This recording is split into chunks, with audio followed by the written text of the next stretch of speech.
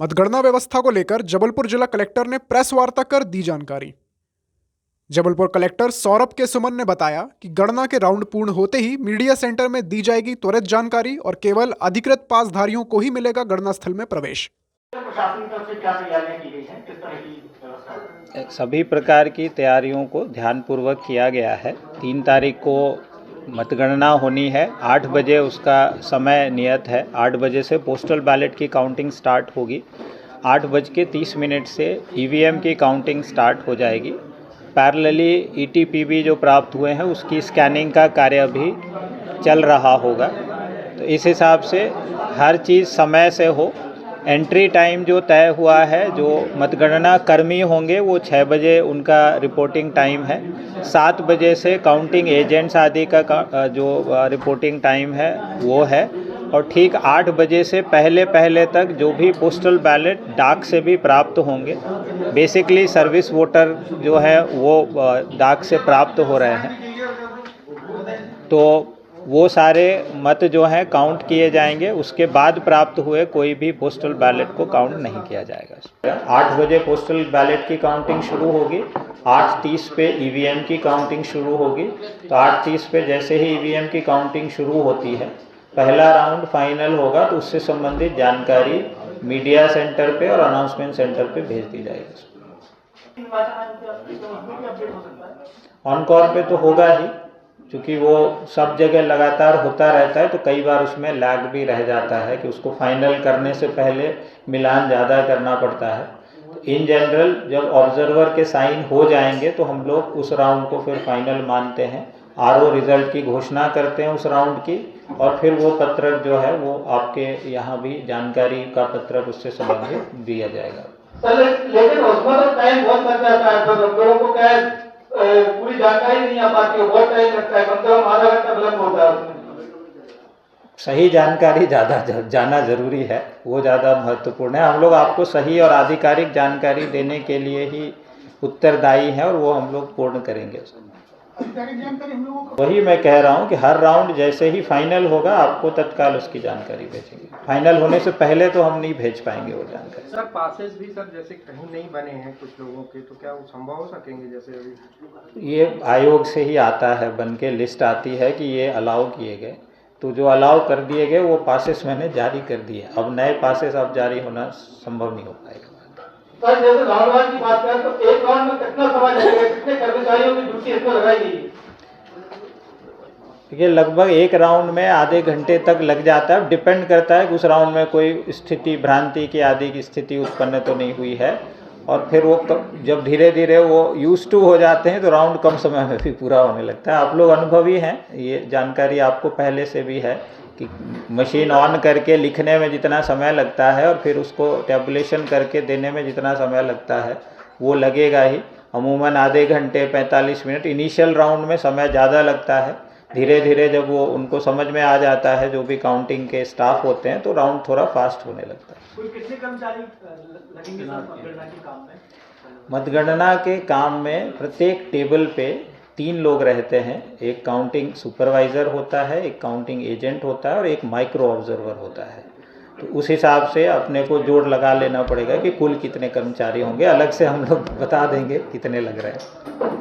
आपकी तरफ से कोई सुझाव हो, कोई बिंदु रखना चाहते हैं, पहले उस पर चर्चा हो जाए जो व्यवस्थाओं के दृष्टिगत आप लोग करना चाहते हैं। सभ्यता से पेश आए, बहुत ज्यादा परेशान ना करें, ये थोड़ा सबसे ज्यादा बेरुखा तो स्वभाव रहता है, क्योंकि सर सब एक दूसरे को जानते भी हैं, सब मीडिया वाले।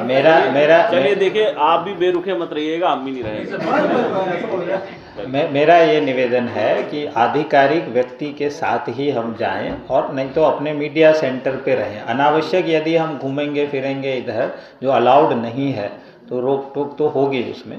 पीआरओ साहब रहेंगे, वो आपको लेके जाएंगे। इनके और अधिकृत लोग होंगे, बारी बारी से ले जाएंगे, और सामने कोई व्यक्ति रहेगा तो कहीं कोई रोकेगा नहीं उसमें।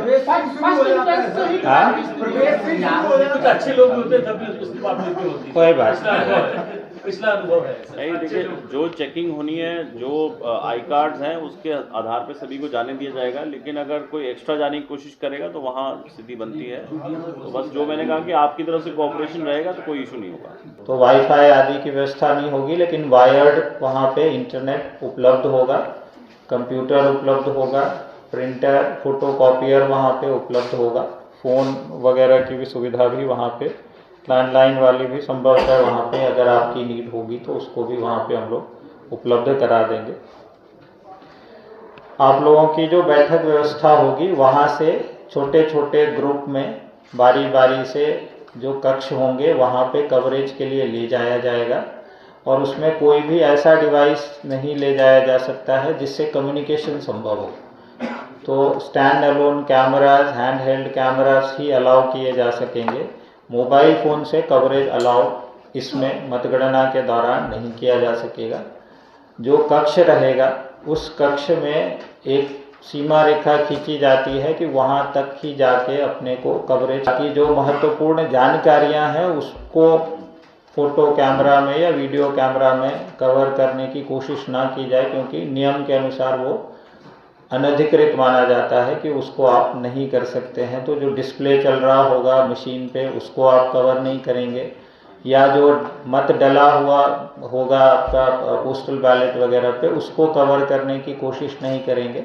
ये माना जाता है कि एक जनरल कवरेज की जाती है कि क्या माहौल चल रहा है मतगणना कक्ष का, उस हिसाब से टेबल्स दिख रही हों दूर से, एजेंट दिख रहे हों, इस प्रकार से उसकी कवरेज की जाती है। जनरल चर्चा के हिसाब से, व्यवस्थाओं के हिसाब से यही है, और यथा समय आ जाएंगे तो एंट्री में कठिनाई नहीं होगी। तो हम लोग अनुरोध करेंगे कि काउंटिंग शुरू होने से कम 1 घंटे पहले हम लोग वहाँ पे अपनी आमद दे दें, ताकि फ्रिस्किंग में, चेक करने वगैरह में जो नीड होती है आईडी कार्ड, पुलिस के पास भी पर्याप्त समय हो, आपाधापी की स्थिति ना उत्पन्न हो। एक बार सब कुछ शुरू हो जाता है तो फिर एंट्री वगैरह लगभग पूर्णतः प्रतिबंधित हो जाती है। फिर भी केस टू केस बेसिस हम लोग देखेंगे कि कहीं किसी को कठिनाई ना आए, लेकिन हम लोग यदि टाइम फॉलो करेंगे तो कहीं किसी को कोई समस्या नहीं आएगी। जो एंट्री और एग्जिट की हैं, वहाँ रहने की हैं, वो कलेक्टर साहब ने बता दी हैं। उसके अलावा ऑलरेडी जो स्ट्रॉन्ग रूम की व्यवस्था है उसमें सीएपीएफ की कंपनी लगी हुई है, उसकी पेरिफेरी में एसएफ लगी हुई है, और बाहर की जो पेट्रोलिंग है वो अभी डीएफ के पास है। जब उस दिन की व्यवस्था होगी तो आने जाने वालों की फ्रिस्किंग और सभी उसमें एक्स्ट्रा बल लगाया जाएगा। उसके अलावा पूरे ज़िले में जहाँ पर जुलूस निकलेंगे, जहाँ सेंसिटिव पॉइंट्स हैं, वहाँ पर भी डिप्लॉयमेंट किया जाएगा। इस पूरी व्यवस्था के लिए काउंटिंग डे के लिए एक्स्ट्रा बल की भी डिमांड की गई है, जो प्राप्त होने पे पूरे ज़िले में डिप्लॉय किया जाएगा। और काउंटिंग स्थल पर विशेषतः उस दिन जो उसका सुबह से लेकर जब तक काउंटिंग चलेगी तब तक बल लगाया जाएगा। सर कुल कितना सुरक्षा बल लगाया गया है? देखिए, अभी उसी का एस्टिमेट चल रहा है और अभी डिमांड कुछ की गई है, बट अभी इसको 1-2 दिन में वो पूरा क्लियर हो जाएगा।